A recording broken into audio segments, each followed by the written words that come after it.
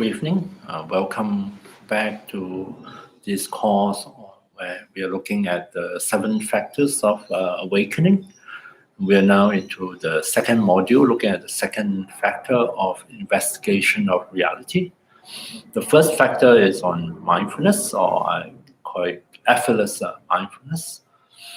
Just to recap a little bit and review a little bit, the 7 factors of awakening is a presentation we find in the Buddhist teaching, a very important presentation where there are these 7 conditions that if we are able to cultivate and bring together, they facilitate the experience of this realization we call awakening. We awaken to the nature of reality, of our life, which at the moment, for a lot of us, we are maybe not so in touch with it, or we have lost touch with it. We may be operating and functioning quite often under the influence of old habits and conditionings. A lot of our old habits and conditionings are built on various views and beliefs or opinions, a lot of which may not be so accurate or factually concordant with reality. We maybe due to the influence of our family or early life experiences and society, culture, or even genes, or in Buddhism, of course, it's past lives. Then we can build up a whole set of habits, habitual tendencies, and reactions, and which are built around a certain way of viewing the world, seeing the world.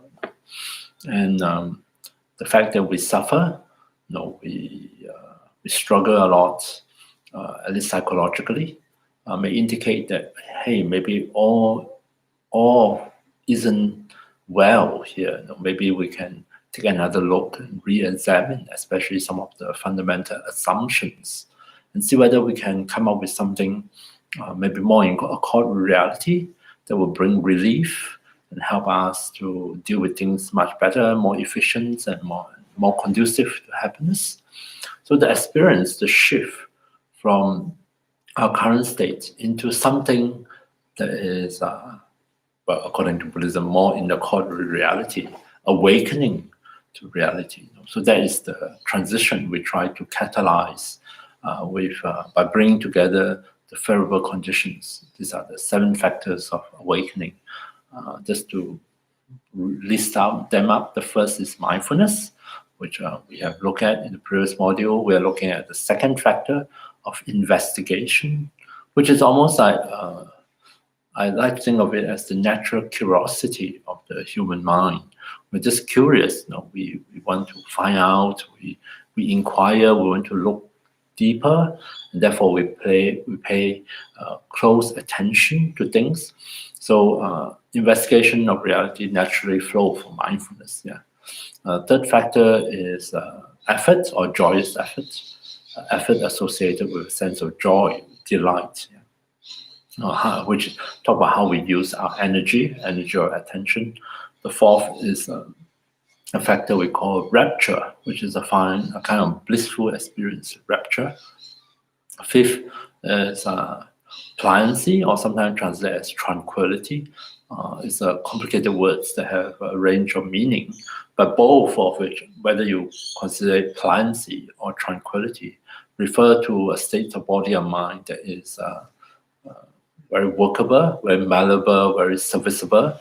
It's no longer full of knots and contractions and entanglements. Everything is able to function smoothly and easily. So there's the fifth factor of pliancy or tranquility. Sixth is called samadhi, the Sanskrit word called samadhi, which is really a state of a balanced, unified body and mind. So in other words, the body and mind working harmoniously together, or within our own mind. The different functions are working harmoniously together. Everything is well in harmony and balance. Whereas quite often at the moment, it isn't. At the moment, we find a lot of conflicting, competing processes. It's like a tug of war. Do this, don't do this, and so on and so forth. Or it's very fragmented. And so a state of samadhi is a state of healing where we heal and bring together all these different functions and aspects of ourselves, and they're working harmoniously together. The last factor is equanimity, which is a state of mind and body commonly associated with being resilient, because it enables us to encounter change and to be able to relate to all the different changes in our life, externally, internally, from a very balanced state of mind. One that is not easily, it's not like the yo-yo mind and body, it's either go all very high or you can sink very low. So, and also it doesn't mean flat line. It's always constant like this. It just means that you have a more modulated way of responding appropriately to the different changes we encounter in our life. So these are the 7 factors, and when we bring them together, they really facilitate the possibility for us to shift. I usually consider awakening as a profound shift in perspective. Of course, this also means that it's a different experience, a profound experience in itself. But the most important thing is a shift in the viewpoint, a shift in how the world appears to us or how we see the world. And then we discover new possibilities. We say, oh, no, I don't have to react in the old ways. I don't have to live in the old ways. Now I have other options. I'm, in a way, no longer stuck in the old ways, the old conditioning. I'm sort of liberated from that. There's a lot more possibilities. The mind is a lot more creative and able to responds to the various changes in our life. Okay, so there's the 7 factors of awakening, and we have covered mindfulness. We are on topic of investigation of reality, and so far in this module, we touch on first a little bit of the mechanism. And this is closely related to using mindfulness, but in the context of investigating, inquiring. For example, this as an example, we cover differentiating between sensing, paying attention to our physical senses, and thinking, which is a mental activity, working with ideas, concepts, memories, imaginations. So to be able to differentiate between these 2 mental activities of the mind, of consciousness, sensing and thinking, through the context of meditative practice, and subsequently also in our daily life. This allows us to make a differentiation when our attention is preoccupied with thinking, with concepts, and when our attention is very much present here and now, operating through our senses. So this affords us various options. We can investigate through our senses. We get to see things clearly. We can listen better, closely to what has been said, and so on and so forth. And we can sense what is happening in our body, how we are feeling, what is the actual physical reactions that we have to situations. And of course, then we can think. Right? And more importantly, by learning this particular aspect, this skill, we also uncover for ourselves by close examination. So how often our thinking overshadow our sensing, and so much so that our sensing is influenced by our thoughts, which is where prejudice and biases come from, or prejudgment, or jumping to conclusion. And also sometimes we confuse our thinking, our thoughts, for sensing reality. So much so that we find ourselves, so much of our reactions are over thought-created scenarios that, at least in my own experience, never actually happened. I just spent all this time imagining, and believing in my imagined scenarios, and then reacting strongly to them. In fact, sometimes it's so extreme that I didn't even bother to check back, to do a reality check, to see whether my thoughts, are they still in touch with reality, or they have just sort of gone off on a tangent, and I'm just sort of reacting to something that is actually unreal. So this is one example that we have covered previously in the context of investigating reality. Now I'm shift on to investigating the different general characteristics of reality. That will be very helpful because so much of our issues or problems actually come from our misunderstanding or mistaken perception of reality. And there's a classic list of a few characteristics we can investigate. Start off with the very important one is impermanence, or the fact of change, because our instinctive habits, and in fact I think it's something very powerful conditioning, is we tend to fixate on things. We tend to resist the fact of change. We tend to view things as permanent or as unchanging. Not so much on the intellectual level, because if we ask ourselves, we can answer correctly that everything changes, things are impermanent. But if you look at our behavior, look at our more instinctive reactions, you can uncover deep down within us, we are conditioned. We have a great tendency to hold on to things, to try to fix things, to make things, and we seem to have a preference for things to not change. We don't want, at least what we perceive as good or pleasant things to change. Yeah. So impermanence is one general characteristic that is really important to investigate, to become better acquainted with, and to somehow transform our underlying assumptions and belief and view to be more in line with this fact, through this process of inquiring. Second general characteristic is one of lacking lasting satisfaction in relation to changeable, permanent experiences. Things that are impermanent, experiences that are impermanent, that are subject to change, are unlikely to give us a long-lasting satisfaction by the very fact that they don't last, they change, they become something else, they fade away, they disappear. And so if we build unrealistic hopes and expectations on them, expecting them to last, to stay unchanged, and to never disappoint us, and to be always around and must always stay the same, then of course we set ourselves up to be disappointed, because we not that things are not pleasant and they don't contribute to our happiness, not impermanent things. They can be very pleasant and they're enjoyable, they can be nice, and they contribute to our overall happiness and well-being. There's no doubt about that. But if we hold unrealistic expectation about them, then we are setting ourselves up to suffer in a way unnecessarily, because basically the mistake resides in our own perception, in the way we think and the way we hold on to things. If we can see things more clearly, then we will be able to respond differently, and we have a different relationship with all these impermanent objects and circumstances, including people, of course, in relationship, and we will be better equipped to deal with all those changes. So the second general characteristic is, for impermanent things, they of course cannot bring lasting satisfaction. And last week I introduced a third general characteristic, a very important one and quite unique, I think, in some sense to the Buddha's teaching. That is the characteristics of selflessness. There is no self.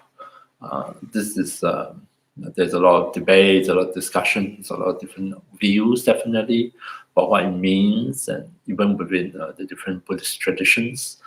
Not going to all the complications, but in a very simple way, I like to think of the self, this sense of self, identity, self, as something. The most common one that we hold on to is, of course, a self that is unchanging, a permanent self.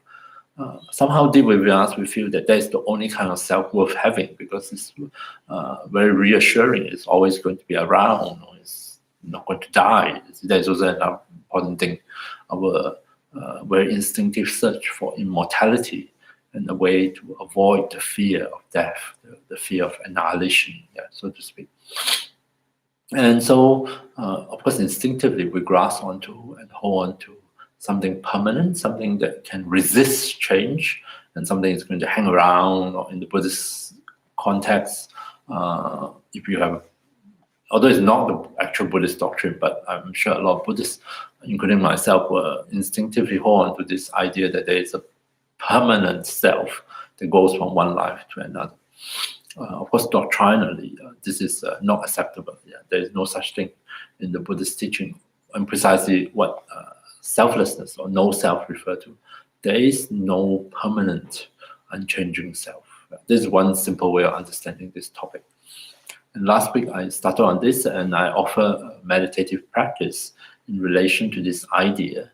Not so much that is the practice is about exploring selflessness in the context of meditative absorption, or where we are able to enter into a state of deep absorption, deep engagement of attention with whatever it is we are meditating on. And in that situation, it's very common we have an actual experience of selflessness. It's not a realization of self. It's not like we realize the full meaning of it, but we have an experience where the sense of self, this self that we hold on so tightly, this self that seems so independent and so permanent and stable, disappeared. And sometimes even in the midst of the experience, we may not be so aware that it has disappeared, but it nonetheless has disappeared. And as the sense of self disappears, of course, the perspective, there is a slight shift in perspective in the midst of the meditation. Sometimes people describe it as if suddenly, loss of self in that context also means loss of the identity of a meditator.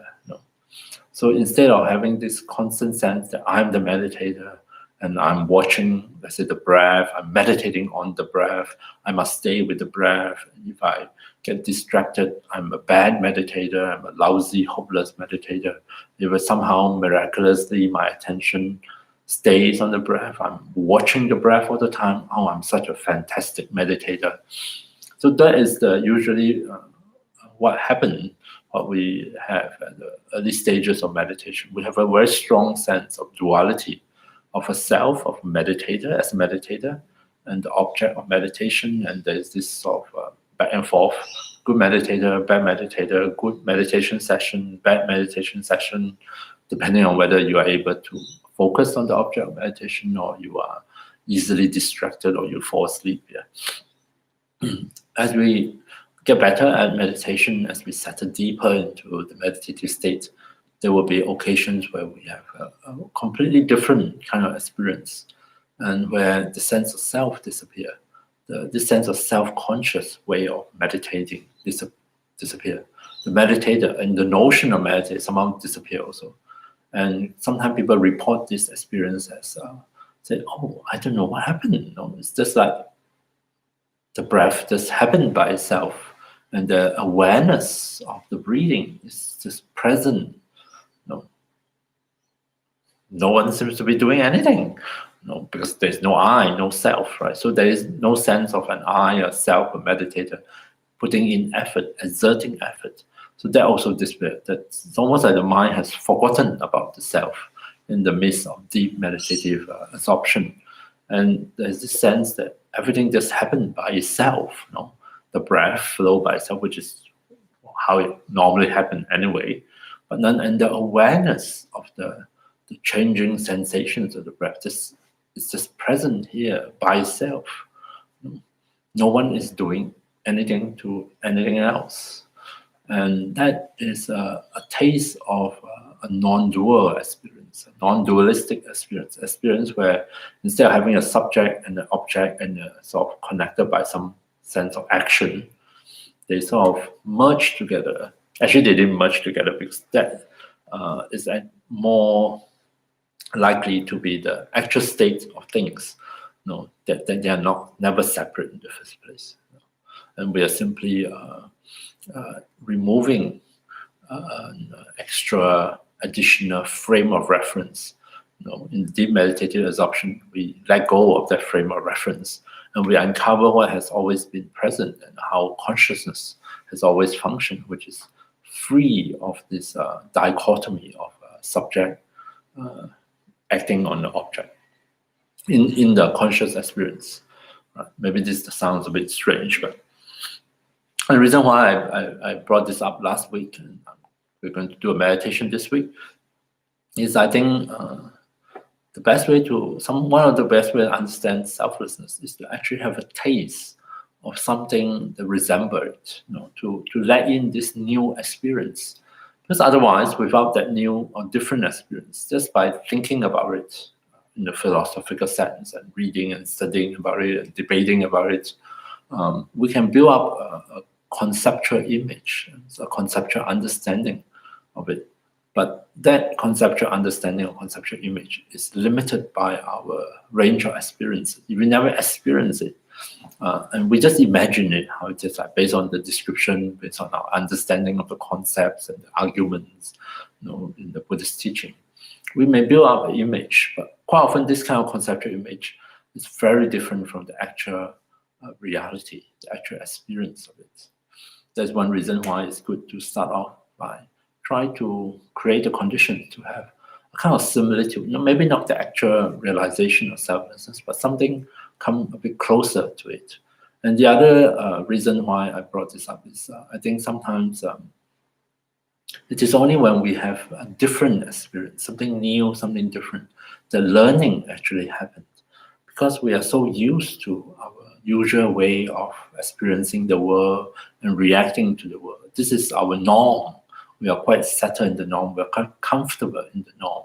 And without a stimulation, a new stimulation, it's actually quite hard for us to sort of step out of it, step out of the box, the comfort zone, and to entertain something different, to be open and receptive to something radically different from how we see things now, or how we respond to things now. So these new experiences, which I hope meditative absorption can afford us, is a catalyst for change. They open our mind, open our sense of possibility, and we suddenly sort of see, oh, maybe things are not always the way we have assumed them to be, and that we can see things differently and experience things differently, and therefore respond to things differently, and maybe even live our life in a very different way. So this new experience of non-duality, even the taste of the non-dual experience, can be a catalyst for changes within ourselves. So enough of my description. So let's just do a meditation where it's a very simple meditation. I'll guide you through my usual steps. Settling into the posture, a suitable posture, practicing mindfulness of body, returning our attention to the body, which really facilitate the settling of the body, helping the body to release at least some of those unnecessary physical agitations, physical contractions. And from that release of physical tension comes pleasant feelings that arise from within meditation, and that's when we practice mindfulness of feeling. We invite those pleasant sensations into awareness, to allow ourselves to notice them, to enjoy them while they're here. And this goes a long way to reassure our mind. It helps to calm our mental agitation, mental reactivity, which are all the thoughts and distractions.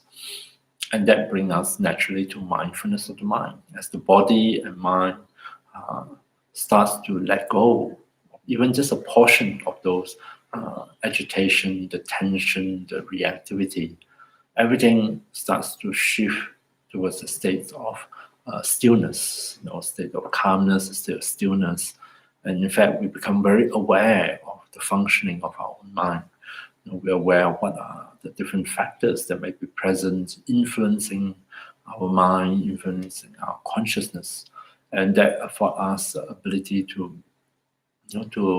make adjustments, to calm things even further, help the mind to put aside even more subtle agitations, or the opposite of agitation is downness and laxity and lethargy.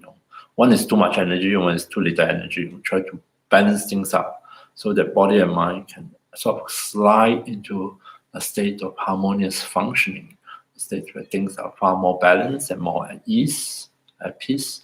And this is approaching a state of what we call meditative absorption, where all the energy and function of body and mind present and fully engaged with what we are meditating on or working with, so harmoniously that sometimes in psychology they call it a state of flow, right, where everything just happens in flow, and which is what how people describe it. Things just happen spontaneously on their own, almost as if the body has its own intelligence and the body makes its necessary adjustment. The mind has its own intelligence and would just respond, and they, in the midst of it, there is no sense of an I, a separate self, a separate independent kind of self or meditator or agent having to meddle with things and control things and do this and do that. No, none of that. That is gone. And that's what I call a non-dual experience. So let's give it a try. I invite you to settle back into a suitable meditative posture, one that you feel is supportive of your body, and yet at the same time is comfortable and does not introduce unnecessary pain or discomfort. And while you do that, I'm going to ring this bell to signal the start of the meditation.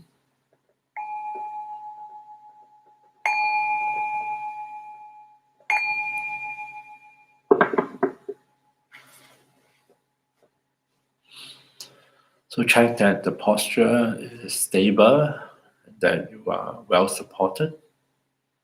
Rest your hands and arms on some physical support so that you can transfer the weight of your arms onto the support, and you can relieve your shoulder and arm muscles of the need to tense up and to tighten to hold up the arms. Feel free to close your eyes completely if you find that easier for you, or if you're used to meditating with eyes open or half open, then that is also perfectly fine. So we take a few moments at the beginning of the meditation to give the body some time to adjust, to find its way into the meditation posture.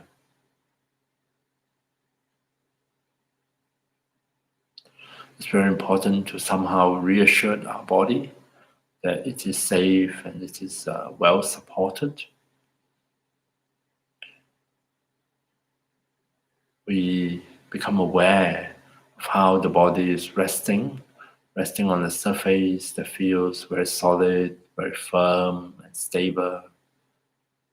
And the whole body feels balanced in this posture. And when our body somehow figure out that it's not in any danger, it's not in any stressful situation physically, it will start to loosen up a bit, start to slow down, unwind, undo, let go of some of those unnecessary contractions and tightenings. And the more it's able to do so, the more it can allow itself to settle back and settle down and to be comfortable in this posture.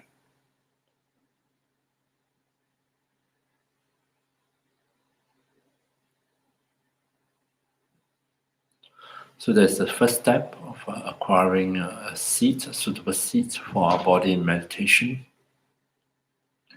Next, the next step is to take some time, and sometimes it will take a lot of time, to help body and mind to shift gears, to shift into meditative states.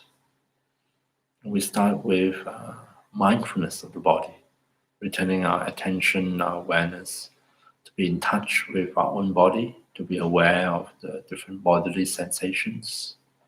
So let's start at the crown and see if you can, by just quieting down inside and be more present, let into our awareness the sensations at the crown of the head, at the topmost part of our body.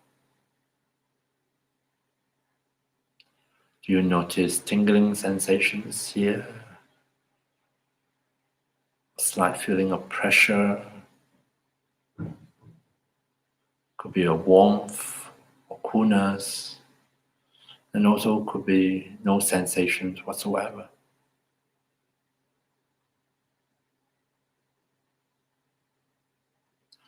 Imagine and allow into our awareness sensations across the top of the head, moving forward and downward. Allow sensations of the face to come into awareness. Notice whether are we unconsciously tensing up any of the facial muscles.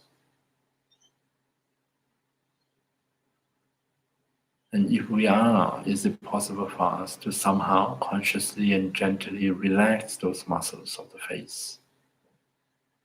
See if we can invoke a different feeling in our own face, ones of ease, comfort, and softness.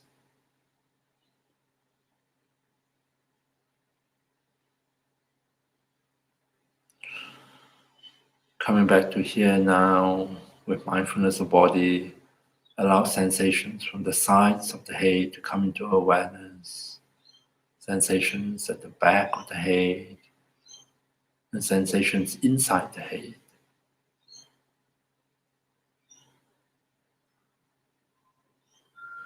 How about sensations at the neck, at the throat? Simple sensations, nothing spectacular, not necessary, and usually not blissful whatsoever. Just very simple sensations. How about the shoulders? Allow sensations at the shoulders, both shoulders to come into awareness.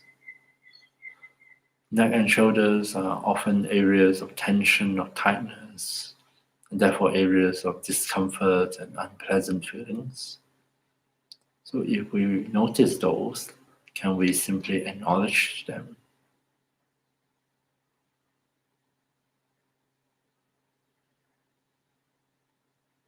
Tension in this area, we don't let go of them easily, nor are we able to do it consciously. So we simply acknowledge any tension and discomfort for the time being. How about sensations in both arms? Can we allow those sensations to come into awareness? Sensations at the upper arms, at the elbows, subtle sensations. Sensations at the forearms, and sensations in both hands. Those sensations at the palm of the hands, at the back of the hands, and in the fingers, all the way to the fingertips.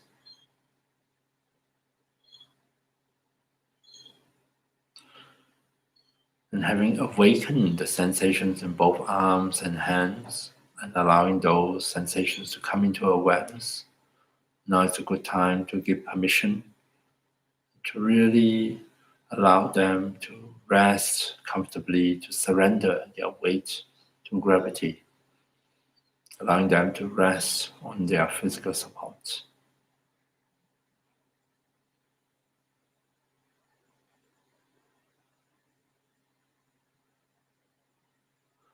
Allowing sensations from the chest to come into awareness. Notice the movements of the breath reflected in the movements of the chest.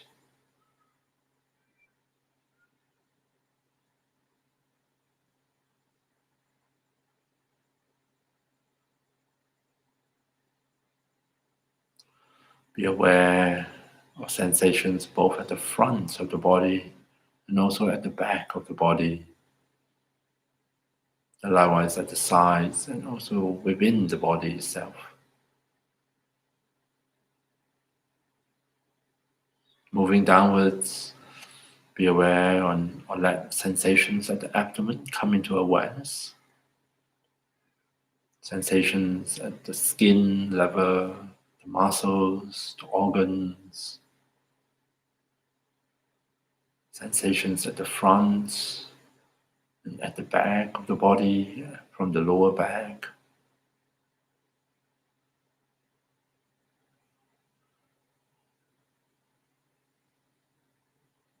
and sensations in both legs, starting from the hips, moving at our own pace, letting into our awareness the changing sensations in both legs.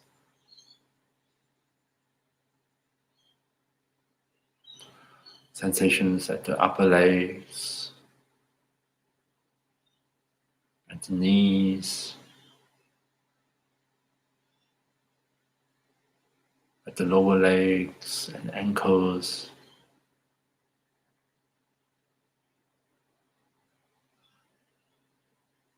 and all the way down to the feet.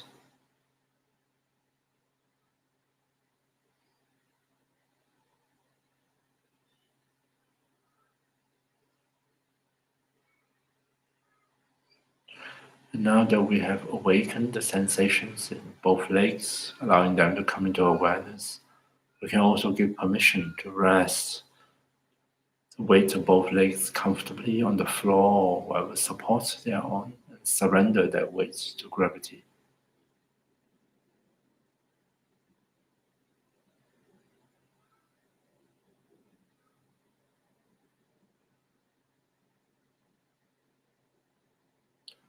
Resting our body in the posture, allowing in the bodily sensations into awareness.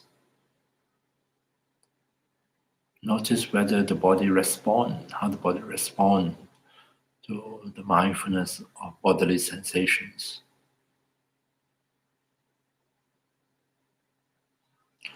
And if we do notice any pleasant feelings arising within meditation, especially as a response to our mindful awareness of the body, pleasant sensations of relaxation, of release, of ease, interesting sensations of buzzing, tingling. Welcome all these different feelings into our awareness. Practice mindfulness of pleasant feelings that arise within meditation.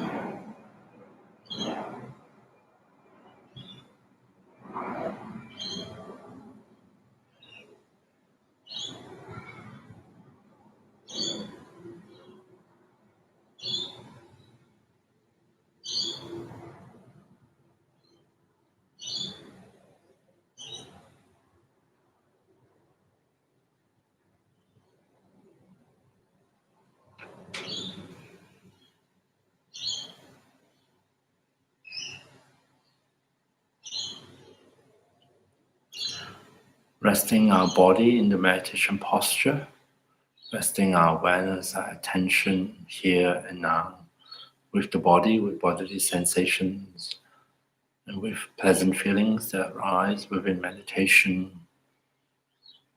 All these go a long way to calm and settle both body and mind.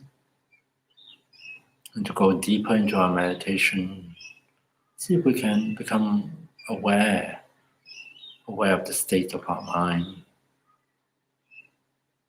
Whether the mind is agitated, distracted, the mind is sleepy, drowsy, and dull, or the mind is relatively alert, awake, and present.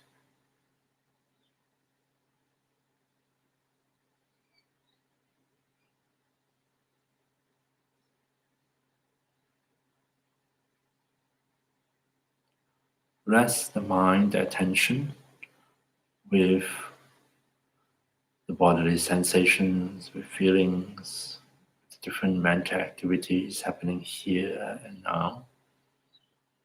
And if that is difficult, you can of course choose an object meditation such as a breath, and continue to invite your attention to come back, reconnect with the breath, and allow that to facilitate body and mind to settle even deeper into meditation.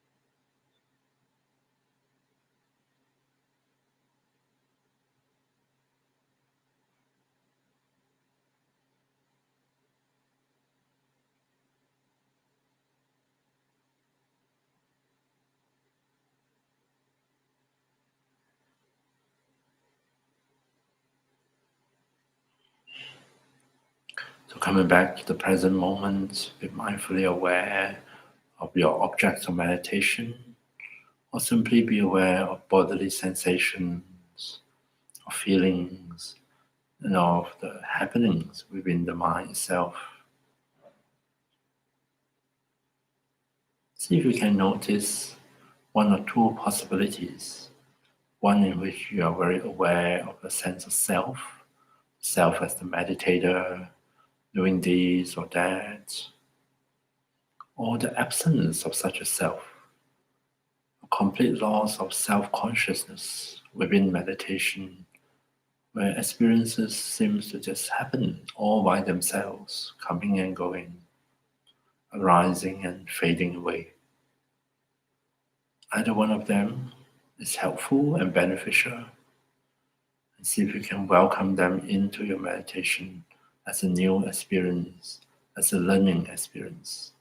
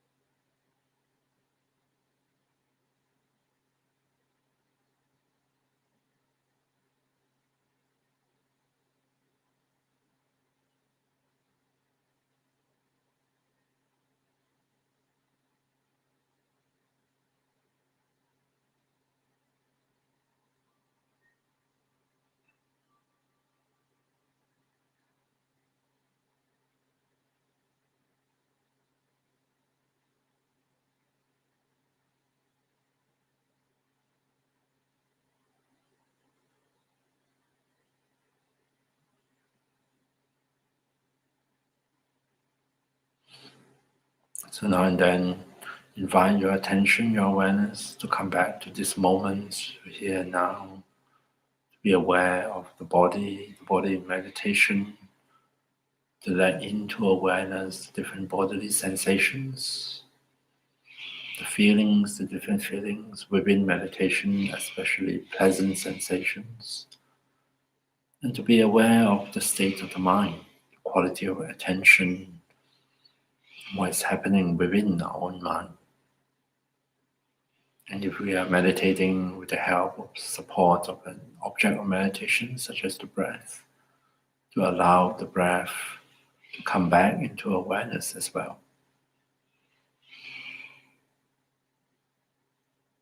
And as we settle once again into our meditation, and feel free to do that again and again, we take note of the presence or absence of a sense of self, of a meditator, of a controller. Self appears in many different ways to us and in the different situations. Quite often we are not so aware of it. And on occasions, the sense or notion of self drops away. And we find ourselves in a very different space, with a very different experience. One of non-duality, the lack of a sense of self, running the show. So let's settle back for the last few minutes and enjoy the meditation and investigate our own experience and see what comes forth.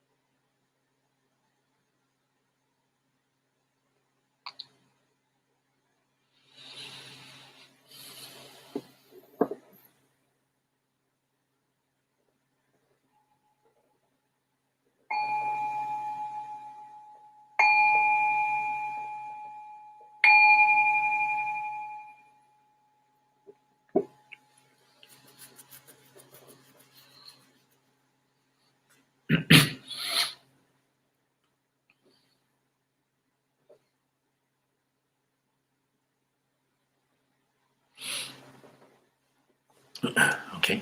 Of course, it's not easy for us to have a non-dual experience in our meditation practice, in experience of meditative absorption.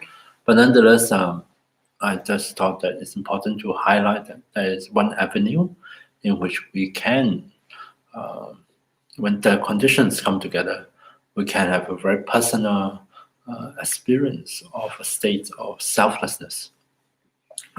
We wouldn't say that we realize selflessness because that requires us to fully understand and to be able to have a profound shift in our perspective, to be able to see things from a point of view of no self or selflessness, which is a more demanding kind of thing. But nonetheless, in the state of deep absorption, by the very shift in the functioning of our mind, there's this big chunk of activity that is all related to the sense of self or holding on to the sense of self. Though all those activities are put aside, they subside, and therefore it affords us an opportunity to have a non-dual experience. And I find that quite helpful in expanding my mind and letting in new possibilities, new way of thinking about things, and that contribute greatly to our investigation of this aspect of reality and having come to our own, to help us come to our own understanding of it. Yeah. So to elaborate a little bit, what does it mean to say no self or selflessness in the Buddhist context? And also to know why is it so important?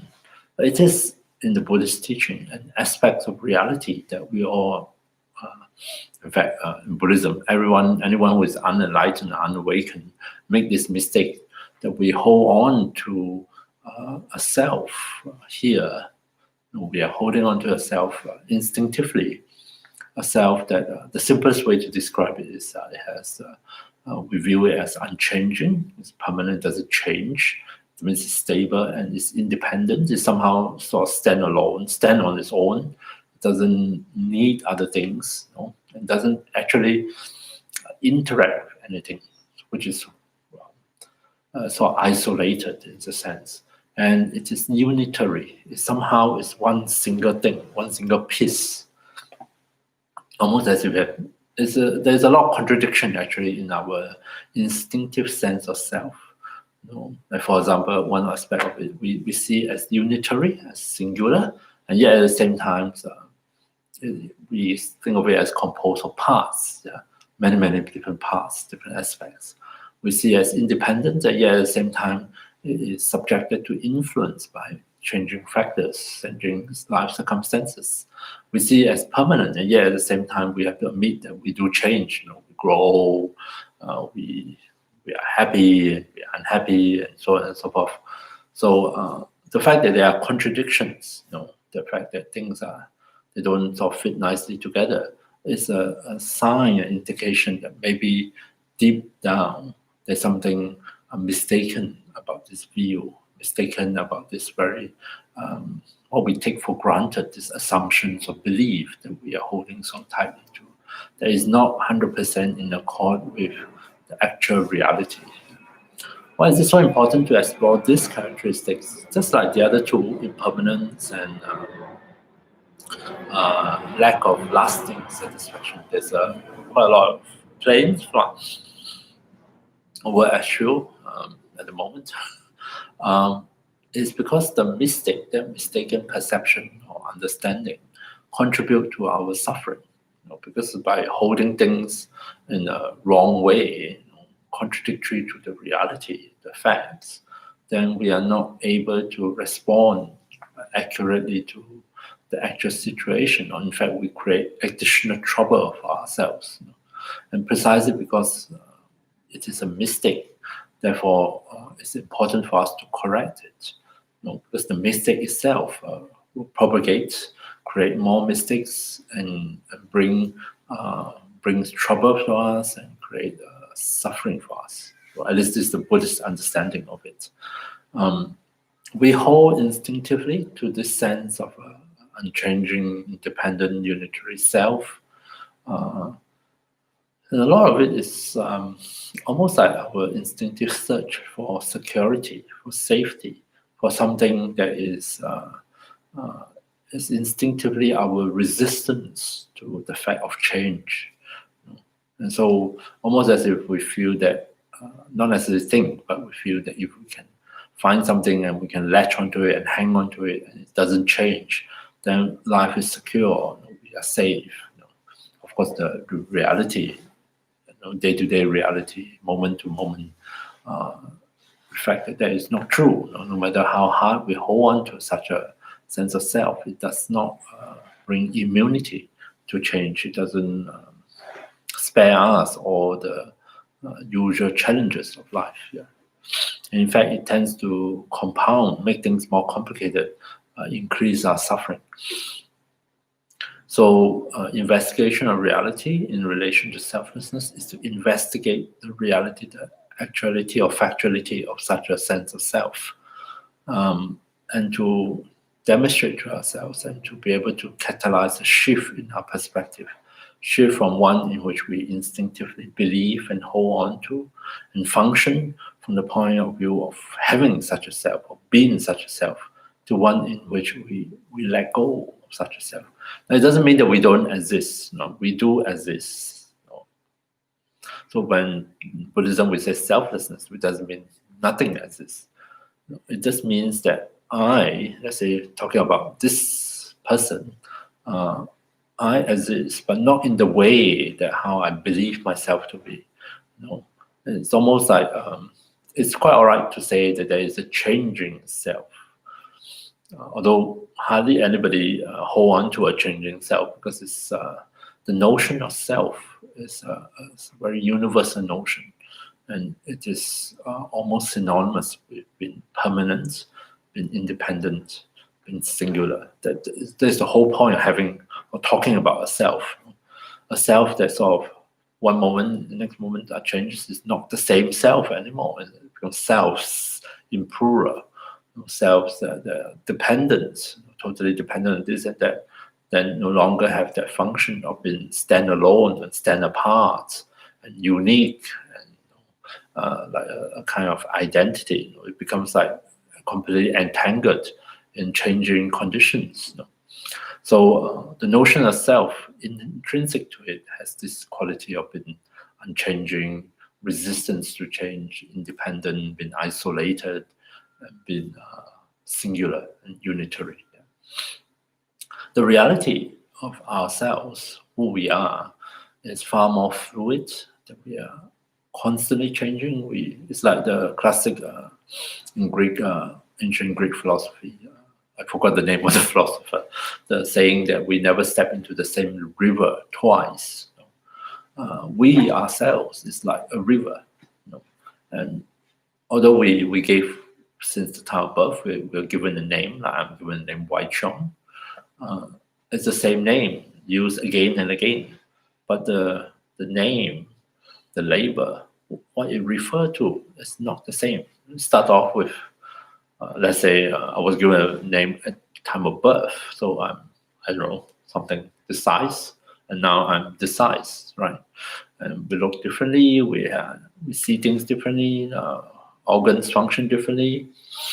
Hopefully, I don't know. I don't remember. I think when I was born, probably I have there's no problem with my hearing. But somewhere along the way, growing up, when I was very young, I think something happened and I lost hearing in my right ear. I became half deaf. In fact, as far back as I can remember, I am not able to hear with my right ear. So something has changed from birth to a few years old, and now I live with this sort of a hidden disability, so to speak. Yeah. So things have changed. I'm not the same person, even though I still bear the same name. In fact, that's always the problem with naming. Naming allows us to conceptually manipulate and deal with different notions. It's wonderful human ability to think abstractly through concepts, through ideas. But concepts and ideas are not. They point to reality, but they are not the actual reality. The concept of Wai Chong, the name Wai Chong, is not the actual reality of the person Wai Chong. Same name, but the person, myself, has changed so much over the years and still changing now. Until the day I die, still bearing the same name, but it's different. It's like a river, actually. I think a river is a good analogy for who we are. We gave a name to the river, whatever river it is. And the name applied to first of all, to the entire course of the river, which looks very different, depending on the terrain and local conditions. And also the river may change course over the year. And sometimes under certain conditions, the river may just disappear completely. And yet, throughout all these changes, which is constant, it bears the same name. And sometimes because it has the same name, we have a tendency to view it as the same river, the same unchanging river. But the reality of a river is, if a river doesn't change, then it's not a river. That means there's no flowing, changing water. What sort of river is that? It's a frozen river. So change is intrinsic to our life, to the different phenomena, and yet our notions is a tendency to freeze frame things. And so that discrepancy is a source of suffering and misunderstanding. And so that's true in the context of the characteristic of impermanence, and therefore no lasting satisfaction, and also same in this notion of a self. I exist, but as almost like a river, ever-changing processes, dependent on various conditions and paths, and causes and conditions, never stop, never staying still. One moment to another, there may be very close resemblance, which is why it's suitable for us to use the same name. We don't have to keep coming up with new names, but not to mistaken the name for the actual thing. Even though the name might be the same, the actual experience, the actual phenomenon is constantly changing. In fact, to call it a thing, a phenomenon, is to make it far too solid and too fixed. It's more like processes. Anyway, so sometimes Buddhism is regarded as a teaching a doctrine of flux. Everything is in flux, everything is changing. And that is, I think, not inaccurate, actually. Right? So, and the way to actually realize selflessness, there are many different methods within the different Buddhist tradition. In Tibetan Buddhism, especially the one that I'm studying and practice in the Gelug tradition of Tibetan Buddhism, analysis is the most common method to uncover our mistakes and to facilitate our shift to a more accurate view of reality. We analyze our experiences, we analyze our concepts in order to uncover the mistake, in order to convince ourselves, not just intellectually. Actually, intellectually it's not so hard to understand the concept of selflessness. It might take a while, but if you think about it, it's not too difficult. But to have an actual shift in our perspective, experience from experiential level, as opposed to just an intellectual, conceptual level, that is a much harder thing. To come to a point where we genuinely let go of this idea of a fixed, unchanging self and embrace something completely different, the possibility of constant change, of interdependence. It's a much more challenging task. So this next meditation we're going to do is one which invite us to consider, this is sometimes called the analysis of 6 elements, but we're going to probably just do 4 or maybe 2, depending on the time, running out of time. The elements are the constituents of who we are, of this person: earth, water, fire, air, space, and consciousness elements. So if you focus first on the 4 physical elements, this is of course the ancient way of categorizing different aspects of our experiences.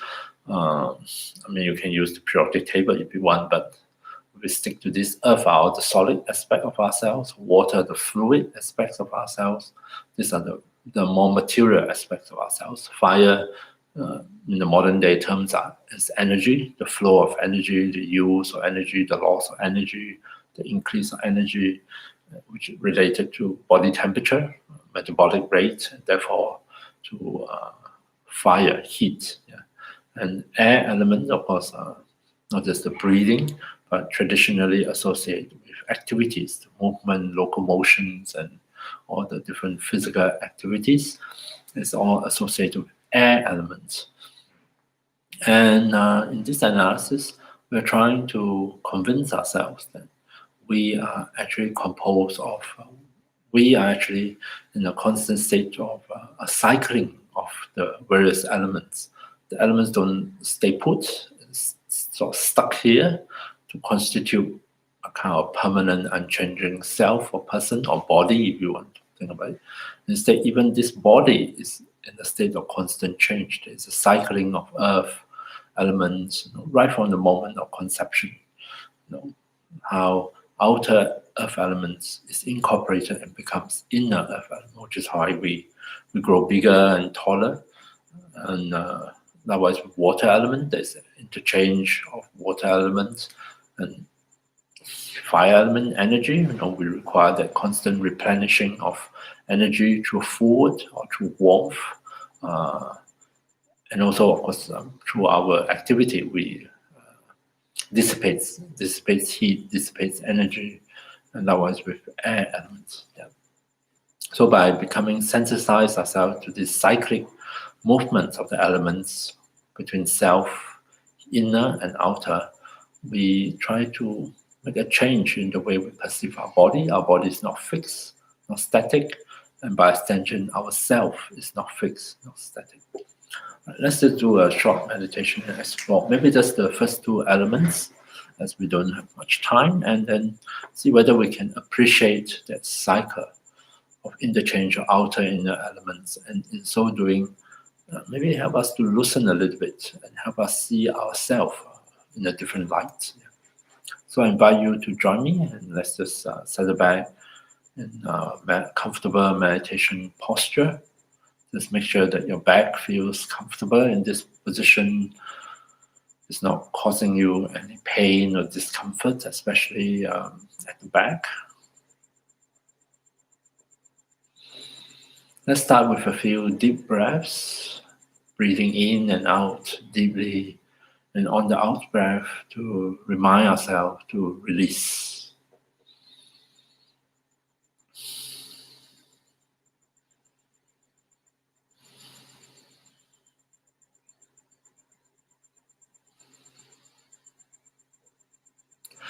Maybe let's start with the easiest of them, which is the air element. As we allow our breath to settle back to its natural rhythm, let's start by resting attention on the breath itself, on the breath sensations, and all the different bodily sensations that reflect these movements of air. Breathing in, we take in fresh air, we take in oxygen, life-giving, life-sustaining. On the out breath, we release, we let go of carbon dioxide, we release the stale air in our lungs. So as we return our attention to the breath, as we allow ourselves to be aware of those changing sensations of the breath, reflect also at the same time on the cycle of exchange of gases of air.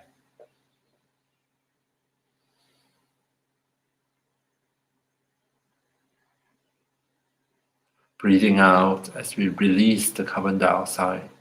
Take this opportunity to release any unnecessary tension in the body. Not that we can do it consciously, but we simply offer an opportunity for the body to relax, to untie, to unwind, especially the muscles of the face. Breathing out, see if we can persuade this part of our body to soften, to relax, to feel more at ease and comfortable.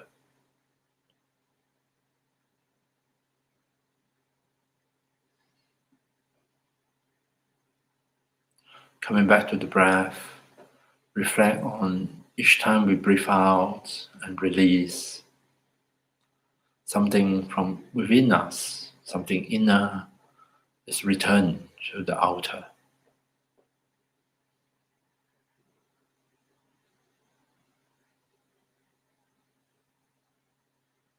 And each time we breathe in, something outer is taken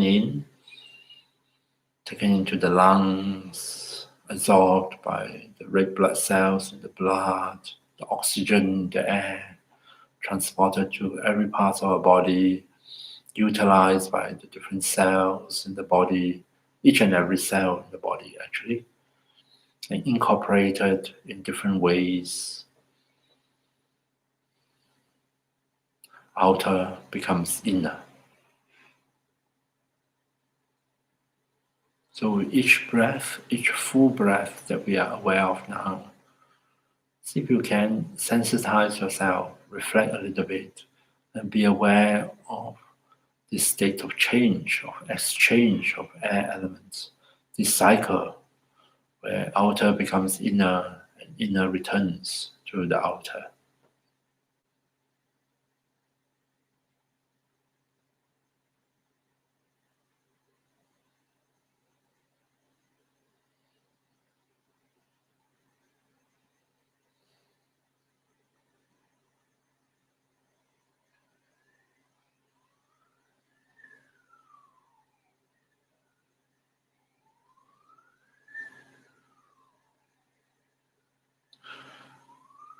And within this cycle of air elements, outer and inner, is it possible for us to point to any particular molecule of oxygen or atom of oxygen and declare that this will always be here, that this is me, this is mine, this is my unchanging self?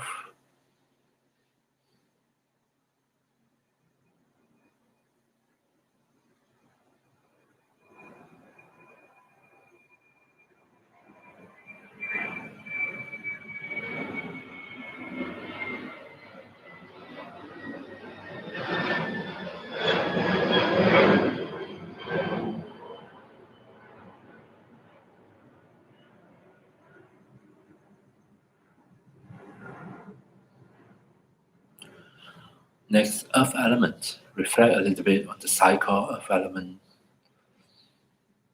Let's start at the beginning, at the moment of conception. We start life as a single cell embryo. And what happened in between?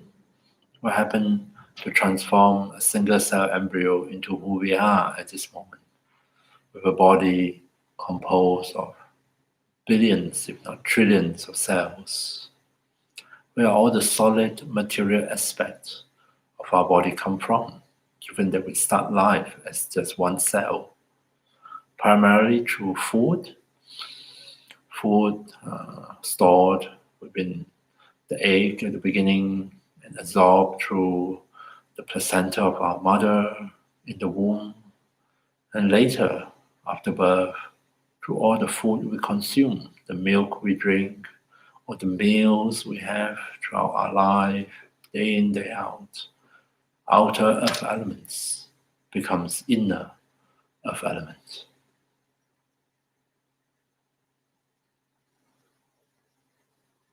So spend some time attending to the breath and reflect, especially when we breathe in. These movements of outer earth elements enters into our system, become incorporated, helping us to grow, to repair, and become inner earth elements.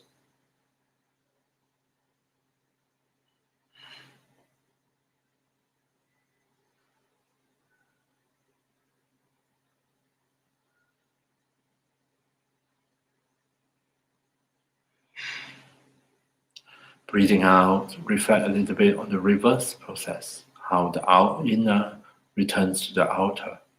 Each time we cut our hair, we clip our nails, we shed our skin cells, we visit the toilet, what was inner returned to the outer. And of course, at the time of death, the entire body returns to the environment. Breathing in and out, reflect on and appreciate this cycle of ever-changing of elements. Outer becomes inner, inner returns to the outer.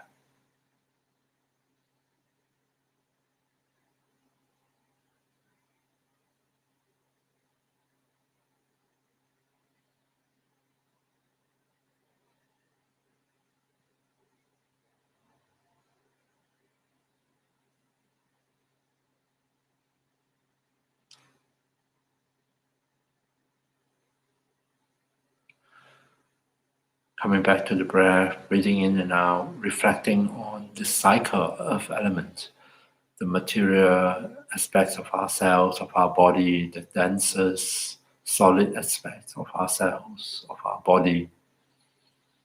Is there any possibility for us to point to a particular atom, a particular molecule, a particular aspect of the earth element and declare that this is my unchanging self. This is definitely me. This is definitely mine. Has always been and will always be.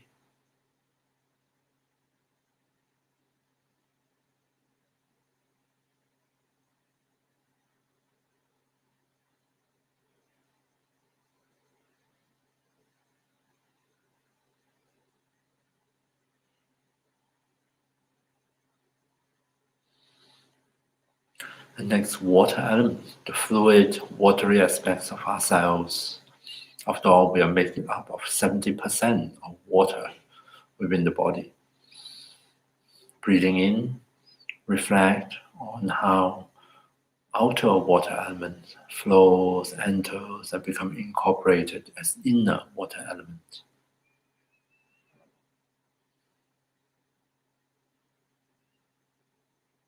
So primarily through drinking, through taking in water and other fluid beverages. Some comes from our food. Breathing in and out, reflect on the entire lifetime of taking in all these different fluids under different circumstances and occasions. Reflect on how outer water element flows and becomes inner water element.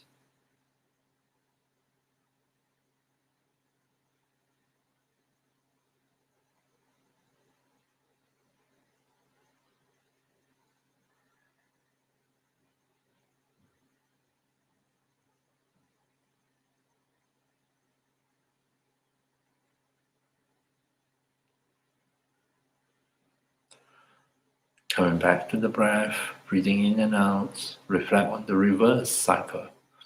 How does the inner returns to the outer? Each time we urinate, we cry, we sweat, our body release water element from within back into the environment. Inner returns to the outer.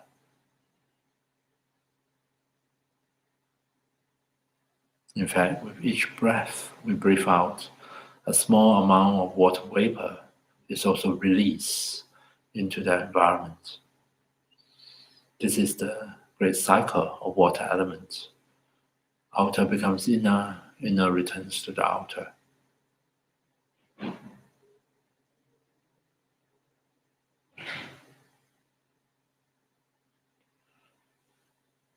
And as we reflect, as we sensitize ourselves to the flow of water elements within and without, is it possible for us to point to any molecule of water, any water molecules, any particular particle of the water element, and lay claim and say, this is definitely me, this is definitely mine, this is my unchanging self, it will always be here to make up, to constitute the self.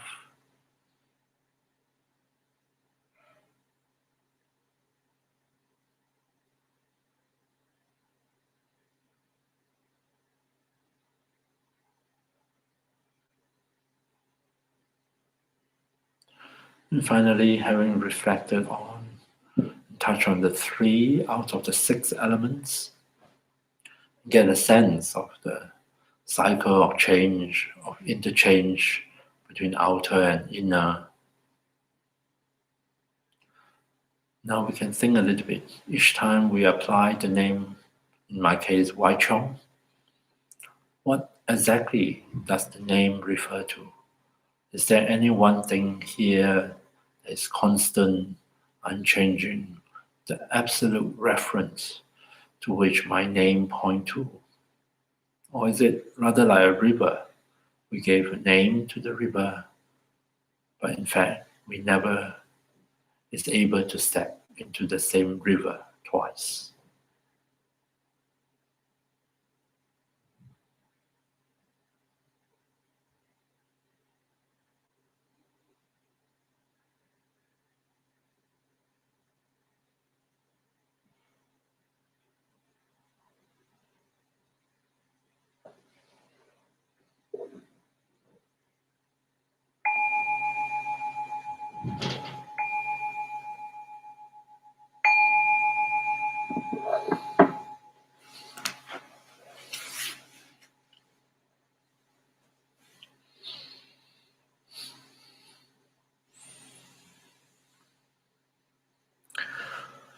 Okay, so there is just a very short reflection on selflessness.